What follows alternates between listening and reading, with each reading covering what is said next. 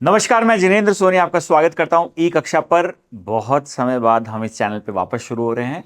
पर मैं आपको ये बात पे बिल्कुल भरोसा दिला देता हूं कि अब हम शुरू हो रहे हैं तो हम रुकेंगे नहीं। रुकेंगे नहीं से क्या मतलब है? साहब, समय आ गया है शुरू होने का। समय आ गया है नया सेशन शुरू होने का। समय आ गया है कुर्सी की पेटी बांध के कमर को बिल्कुल सीधी करने का। क्योंकि अगर शुरुआत में पढ़ाई नहीं करी तो फिर लास्ट में जाकर पिछले साल की हालात याद है ना क्या हुआ।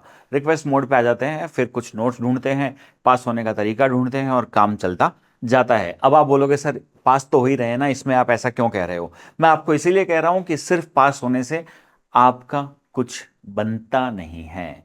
एक्स्ट्रा ऑर्डिनरी बनना पड़ेगा। थोड़े अपने आप को और ऊपर लेके आना पड़ेगा। अपने आसपास देखिए, मान लीजिए किसी ने 10th कर ली है, 12th कर ली है, ग्रेजुएशन हो गई है और अभी भी लाइफ में स्ट्रगल है। तो फिर ऐसी पढ़ाई का तो फिर गड़बड़ है ना काम। तो शुरुआत करते हैं, बस सब बातों को छोड़ते हैं।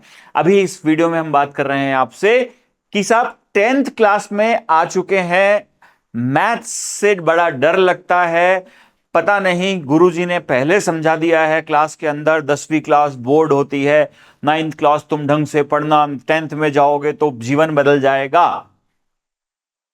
कुछ हद तक गुरुजी सही हैं।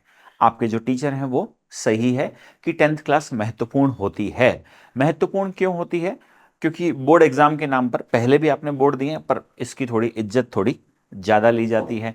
डॉक्यूमेंट के अंदर, यहां पर आपकी मार्कशीट के अंदर जो डेट ऑफ बर्थ लिख दी जाएगी वो हमेशा के लिए आपके साथ चली जाएगी। तो क्या सर आप ऐसी बातें क्यों कर रहे हो? आप कह रहे हो महत्वपूर्ण हो रही हो, अभी डेट ऑफ बर्थ बता रहे हो।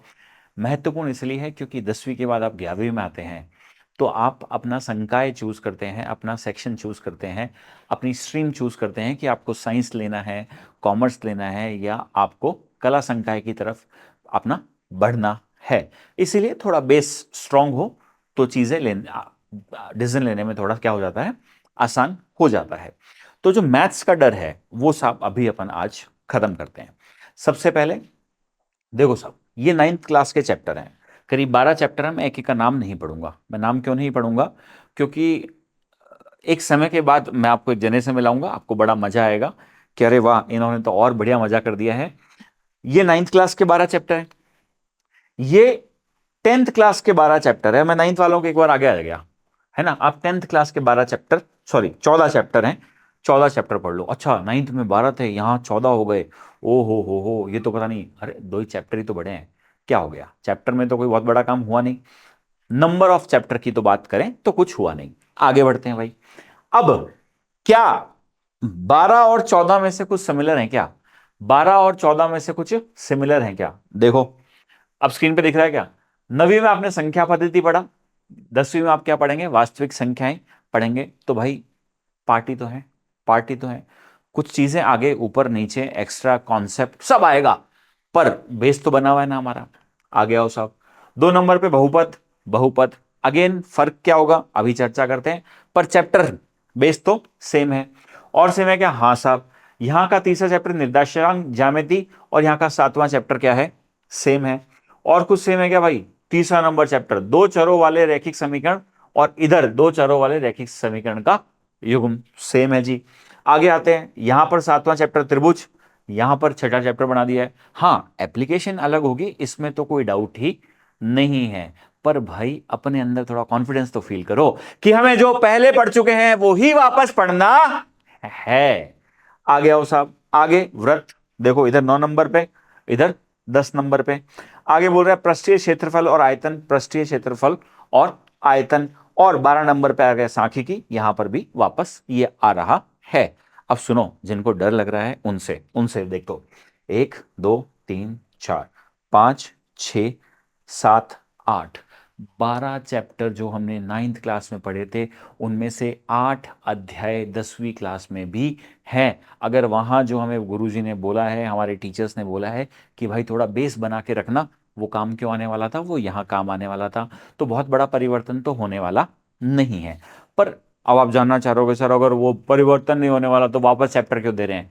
कुछ कुछ बातें तो चेंज होगी ही होगी। इस बारे में मैं चर्चा के लिए मैं सबसे पहले आमंत्रित कर रहा हूं एक बहुत ही बढ़िया व्यक्ति को।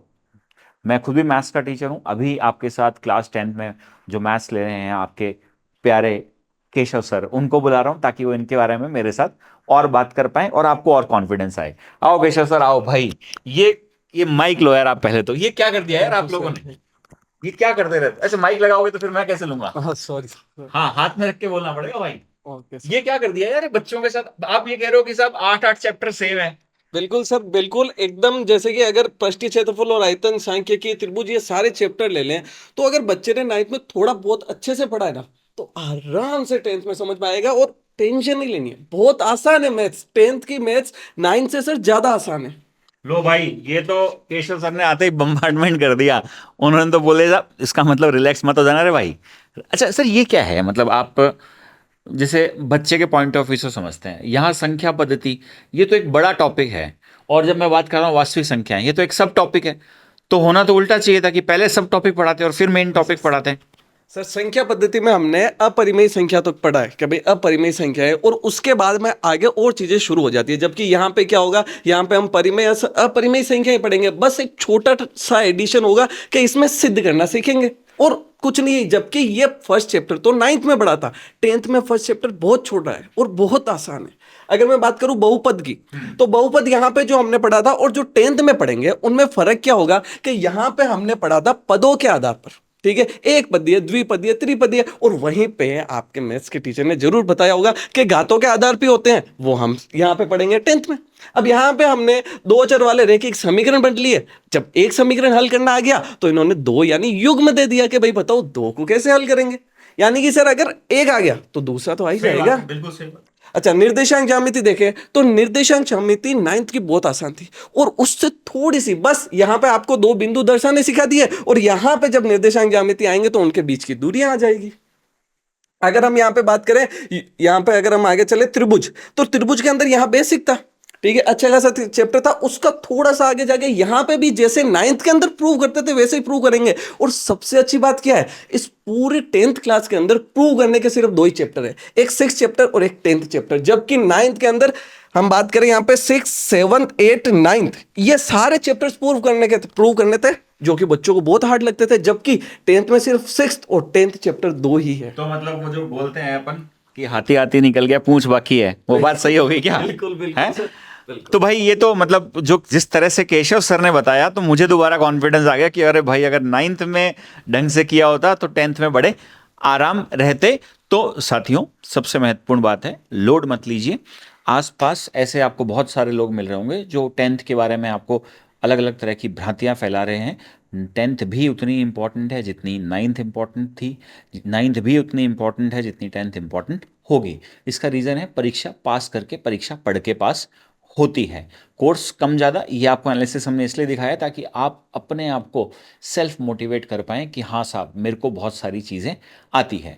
अब क्या है, जो महत्वपूर्ण, सबसे महत्वपूर्ण बातें हैं वो ये है, पढ़ाई समय से शुरू करना। क्योंकि जो देर से निकलते हैं ना, वो अपने मंजिलों पर पहुंच नहीं पाते, वो फिर अटकते अटकते अटकते रास्ते में ही रह जाते हैं। वो जमाने गए, डिसिप्लिन की थोड़ी कमी हो गई है। इसीलिए शुरुआत से अपने आप को मोटिवेट रखना, जल्दी शुरुआत कीजिएगा। इस वीडियो में कमेंट सेक्शन में आपसे जानना चाहेंगे क्या लाइव क्लास चाहिए क्या आपको? लाइव क्लास चाहिए तो बता देना कब से चाहिए, कौन से महीने से चाहिए, स्कूल के साथ चाहिए, पहले चाहिए, बाद में चाहिए। हम सक्षम हैं, हम शुरू कर सकते हैं, पर सिर्फ डिपेंड किस पे करेगा? आपके कमेंट्स पे। जुड़े रहिए। जय हिंद, जय भारत।